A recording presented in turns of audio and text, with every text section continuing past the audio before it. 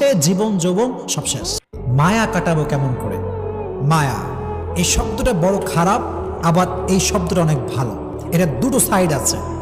যখন আপনার একটা জিনিসের প্রতি মায়া লেগে যাবে, যদি এটা অতিরিক্ত পর্যায়ে হয়ে যায়, এক্সট্রিম লেভেলে চলে যায়, দ্যাট ইজ ভেরি ডেঞ্জারাস।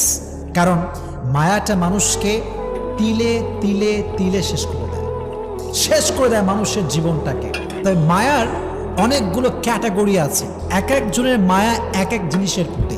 কারো মায়া টাকার প্রতি, কারো মায়া বাড়ির প্রতি, কারো মায়া বইয়ের প্রতি, আবার অনেক যুবকের মায়া হচ্ছে গার্লফ্রেন্ডের প্রতি।